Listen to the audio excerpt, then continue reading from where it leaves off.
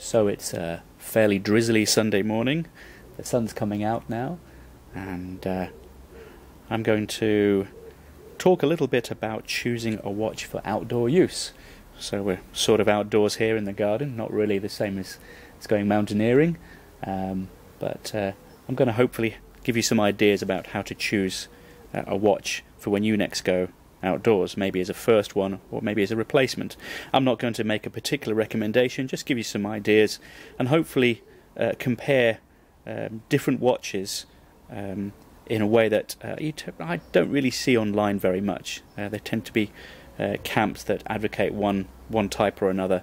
So I've got a set here in front of us that hopefully try to compare the pros and cons of different kinds of watch. Now, first and foremost, of course, with a watch is you want to be able to tell the time, and you want to be able to tell the time clearly. That's one thing that's pretty obvious. The other thing, of course, is if you're going to be outdoors, hiking or climbing, you want a reasonably tough watch that's sort of, also pretty waterproof. So I've simulated, the kind of water conditions you're likely to get to when you're out and about with a bowl of water on this table. So obviously the kind of conditions you're going to get when you're either hiking or skiing or that kind of thing are not going to be as demanding as if you're diving. But you know what, there are not many people that do the sort of deep sea diving that demands some of these really ultra waterproof watches, and usually something that will take you to depths of around about 5 or 10 meters is usually sufficient for most outdoor watches. So let's look at some different ideas and see what we can see. So first off, we have a dive watch. This is the Seiko SKX 007, and I've chosen this one. I mean, these are all watches that people have donated to me so that they can be dunked in a bowl of water and then shown to you. So they're all pretty confident that they're going to be waterproof. The reason I've chosen this one, this Seiko, is it's a really popular watch in the diver community and in the watch community in general, and that's because it encompasses all those features that people look for in this type of watch. Firstly, it's got a 200 meter water resistance. That's an ISO rated one. You can see that it says divers 200 meters on the dial there, and that means that each watch that comes off the production line is actually water tested to quite high pressure, exceeding 200 meters, and that means you can be pretty confident this thing is going to survive being submerged. In other words, this is easily waterproof enough for anything you're going to be using it for.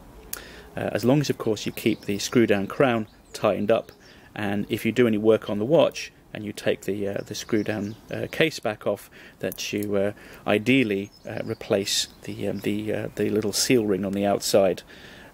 Although actually, my mother, who dives a lot, she doesn't bother doing that. Now, when you have one of these watches, you can see that this one here, this is an automatic. One of the big advantages of automatics is you don't need to wind them. There's a little rotor on the inside. It winds on your wrist when you're wearing it, and that means there's no battery that can run out, and that's a big advantage of an automatic watch, not having a battery. So with a battery-powered quartz movement, you have to take the case off every year or so, and that's not really a big deal. I mean, most real divers don't worry about doing that. They change the battery, they slap the back on, and they go off diving again. But there's always a chance you can let water in if you do that. But really, for kind of outdoor use, that's not really a big deal.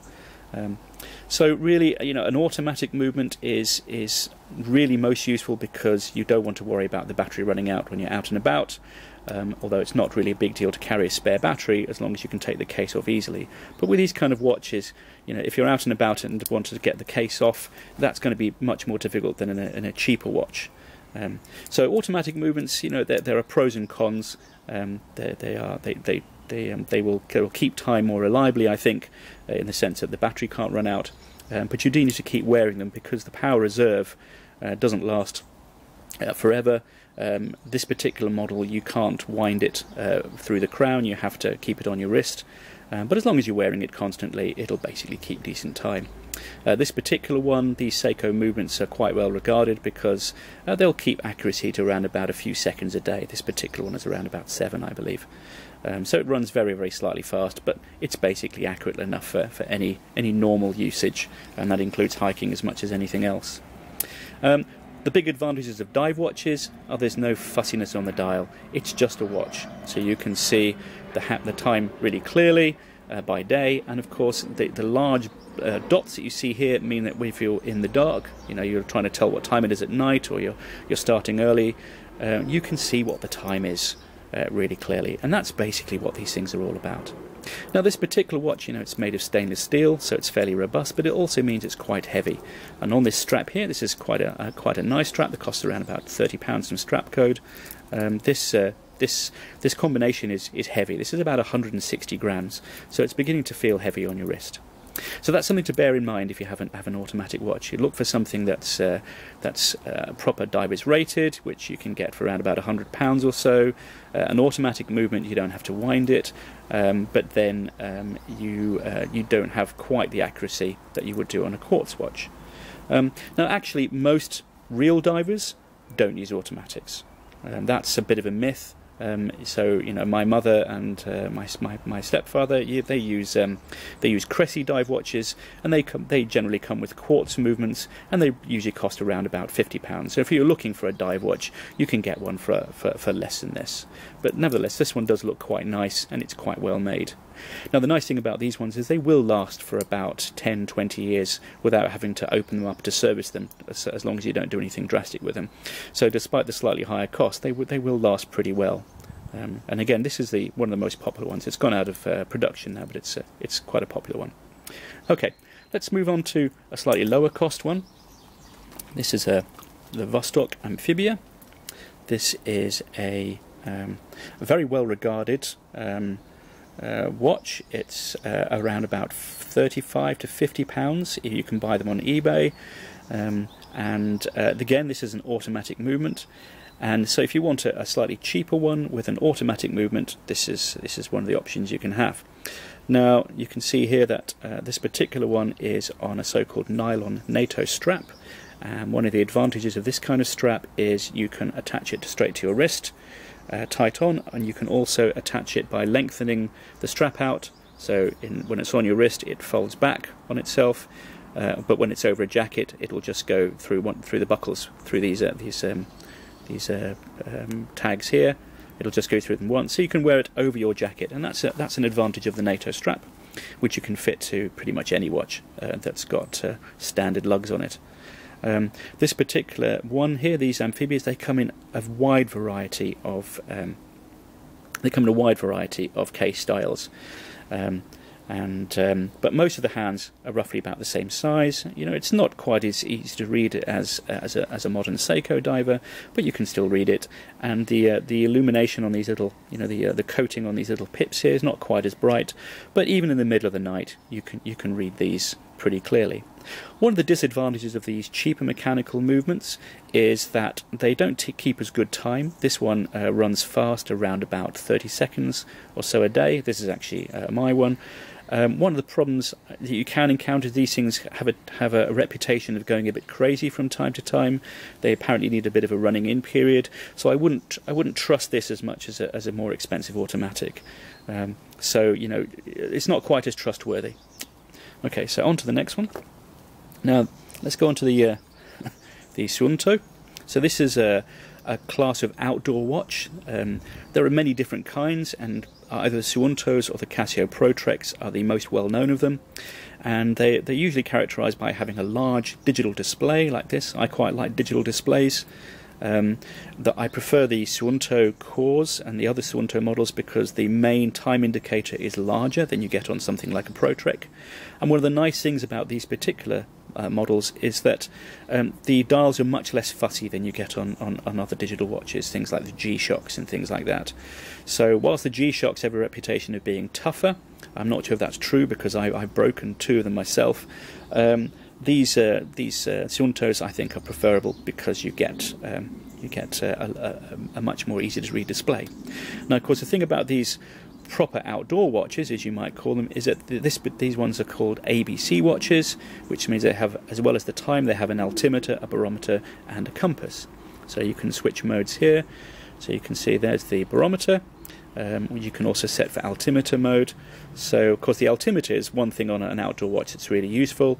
You can tell your altitude to reasonable accuracy, which just helps as a cross-check against your map and your location reading. So that's quite a useful thing to have. And of course, if the pressure is dropping, if you're stationary, you get some indication that bad weather is approaching, which is another useful feature of these watches. The compass is, it's useful. It's not nearly as accurate as a real compass, and I think anyone who's really serious about the outdoors should really just carry one of these cheap compasses, just a silver, which these are everywhere. Thing about silver compasses or ordinary compasses is there's no battery; they can't run out. However, there is an argument for having one of these compasses on a watch simply as a backup for one of these when you're out and about. So there is an argument for having those. Now the batteries on these ABC watches, this particular one is thought to last between about 12 months and 18 months. And I think that's kind of a minimum you should be looking for battery life. There are these GPS and more sophisticated watches which have battery lives of much less duration, maybe a few days or so if the GPS is even on only occasionally. I don't really rate those because I think having that GPS functionality is too much of a compromise in terms of the battery life. And really, if you want to have some kind of GPS functionality, you want something with a map on it. And there's no substitute for map and compass, but one of these little eTrex units, they're really handy because they have this particular one. You can put the entire map of whatever region you're hiking in. It can go on this. You can put ordinary batteries on the inside and carry spare batteries if you need it. There's a lot more room in the unit for batteries and therefore for battery life. And this is a really much better backup for your maps than or as an additional aid than having a GPS watch. So I would always go for an ABC watch over something more sophisticated just for that reason. So an ABC watch is not a bad choice. These things, of course, they're not as stylish. They're a bit chunkier on the wrist, which may be annoying if you've got smaller wrists. I put this one on a NATO strap, just for show here. You can see that when you buy them, they normally come on a rubber strap, which is quite comfortable. On this strap, it doesn't really sit very well. You can see these floating lugs don't really suit the strap particularly, but it does have the advantage that you can strap it over a jacket again more easily than you can with the ordinary strap. So that's one reason for having the strap on. But if you're going to do that, what you really should do is change these rotating lugs for fixed ones, and you can buy them online, and you just sort of screw them onto the side of the case, and off you go. So again, not a bad choice. I mean, if you're going to buy one watch that we're going to use for daily use, and as well as going for hiking, I probably wouldn't choose one of these because it's just not that attractive. I'd probably go for something like one of these automatics. It's a bit more stylish.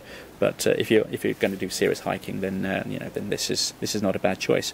And these watches, this watch on the right, this digital one, is about the same price as this one on the left. So with a battery powered quartz movement, you get a load more functionality than you do with an automatic movement. So I think that's a fairly compelling reason to choose the one on the right. And for most outdoor use, this one is just as robust as this one.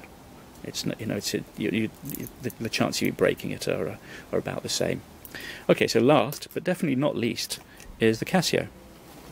So this is just at totally the other end of the scale. This is just a cheap digital watch. And you can see this is the F91W, which some of you might be aware is an iconic model. This was first produced in the early 90s and is still in production today. Amazing that this watch costs, I bought this one for about £5.80. I've seen sandwiches that cost more than this watch. And so that's cheap enough that you just don't care if you break it. and it's got a bit of a cult following for a variety of reasons. I mean, some people like me, we wore them when we were kids, so it's got a sort of a hipster vibe to it. But as well as that, this is also known as the terrorist watch, because Osama bin Laden wore it, and you know, it's featured quite a lot in various bomb making. But anyway, it's still a great watch, and incredibly, even though it's so cheap, you know, these things are faked occasionally, so you should still buy one from a reputable source. So anyway, so there you go. There's the that's F91W. You know, you can see it's completely waterproof, right? I mean, I'm just swirling it around in the water there. It says water resist on the casing, but I think these things are good to a good few meters. You probably shouldn't be pressing the buttons on the side to prevent, you want to prevent water ingress through the outside of the buttons into the case itself. But these little cheap Casio things are fairly robust because the electronics inside them are pretty impervious, really. But this thing is light. This watch weighs 20 grams, and let's compare that to this one. These two here, this automatic and this Suunto, these are about 70 grams. So this one weighs 1/3 the ones on the left. But there's something else you should bear in mind as well. That this is 5 pounds and weighs 20 grams. So I can buy 8 of these on the right for the same price as one of those. So if you're looking for a liability when you're hiking, you could just buy 8 of these and put 7 of them in your pack and wear one on your wrist, and you wouldn't even notice the weight of the ones in your pack. So to me, at least, that's a pretty compelling proposition. This watch is great. The numbers aren't very big, right? And the light is a bit feeble at night, but the battery will last about 7 years supposedly. People just buy them, and then when the battery runs out, they just throw them away. And like I said, you can buy 8 of these for £50, which is the same price as the cheapest of the other 3 that I've shown. So I've got to say that this watch here is the one that I would choose to go hiking for those reasons. Cheap, you don't care about it. It's waterproof enough, and it's really, really light. So those ultralight hikers amongst you, this is the thing to buy. This weighs nothing. So there you have it. Those are just my thoughts. Maybe not the conclusion that you might have expected, but that's what I think nonetheless. So there you go. Hopefully that's of some help.